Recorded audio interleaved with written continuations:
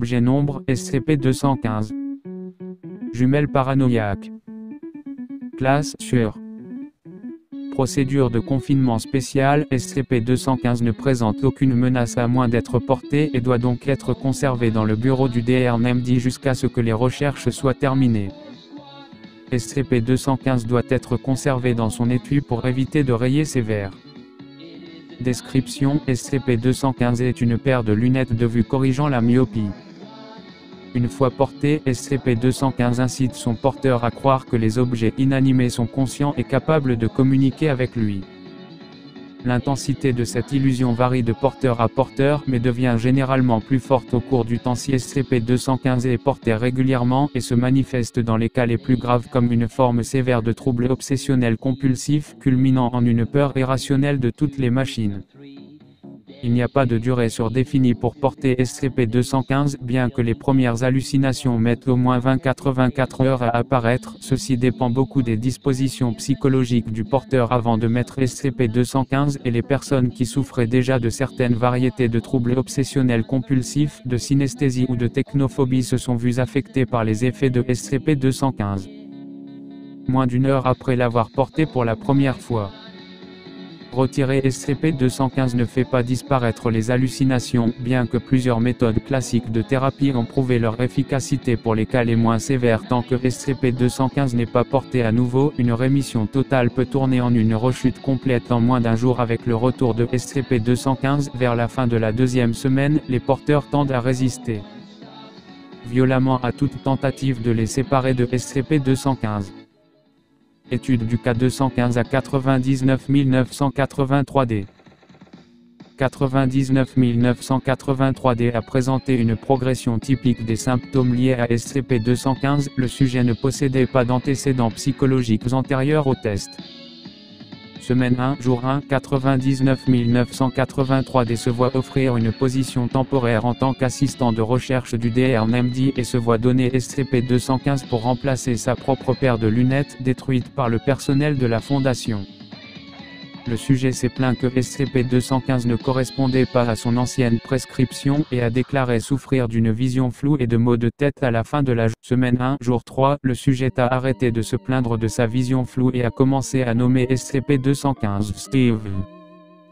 Le sujet a déclaré que Steve et moi nous entendons bien. On n'est pas un couple parfait mais on fait avec. Le sujet n'a pas donné de nom ou de personnalité à d'autres objets que SCP-215. Semaine 1, jour 6, le sujet a commencé à donner des personnalités aux appareils électriques et mécaniques complexes avec lesquels il interagit régulièrement, comprenant l'ordinateur dans lequel il rentre ses données, la machine à café de la salle de repos, un réfrigérateur, un four à micro-ondes et le PDA qui lui a été donné par le DRNMD. La plupart des interactions impliquaient des plaintes à propos du comportement peu coopératif de ces appareils. Semaine 2, jour 1, le sujet a commencé à avoir des conversations prolongées avec les appareils électriques et mécaniques susmentionnés, leur donnant des noms à tous et parlant parfois d'eux en utilisant des termes personnels avec le personnel de la Fondation, presque toujours pour dire que les appareils étaient en quelque sorte antagonistes. Le sujet a rapporté que, s'il ne pouvait pas entendre les machines parler, leur langage corporel était très clair. Semaine 2, jour 5, le sujet a commencé à donner des qualités personnelles à des objets moins complexes dans son environnement de travail, en commençant par son matériel de bureau. Semaine 2, jour 7, le sujet a commencé à réduire ses interactions avec les personnes vivantes et parle presque constamment avec ses compagnons inanimés. Des discussions avec des psychologues ont mis en évidence un réseau de relations sophistiquées entre 99 983-D et les objets. Semaine 3, jour 3, le sujet a eu une altercation violente avec le four à micro-ondes de la salle de repos après qu'un burrito pas assez cuit en soit sorti. Le sujet a insulté et crié sur la machine avant de tenter de la détruire avec une chaise de la salle de repos. Le sujet a été maîtrisé et calmé et s'est plus tard excusé pour son comportement envers le four et la chaise. Semaine 3, jour 6, le sujet a commencé à personnifier les pièces de certains ensembles de son environnement, parlant au carrelage et aux lampes de plafond comme à des personnes. Le sujet s'est arrêté de remercier chaque objet inanimé avec lesquels il interagissait, comprenant chaque carreau individuel du carrelage pour lui permettre de les utiliser. Semaine 4, jour 2, le sujet a commencé à montrer des signes de stress quand il lui était demandé d'interagir avec n'importe quel appareil électrique ou mécanique, affirmant que les machines étaient devenues hostiles et menaçantes. 99 983D a interprété les défaillances mécaniques ou les mauvaises performances de n'importe quelle machine en sa présence comme les signes d'une rébellion imminente.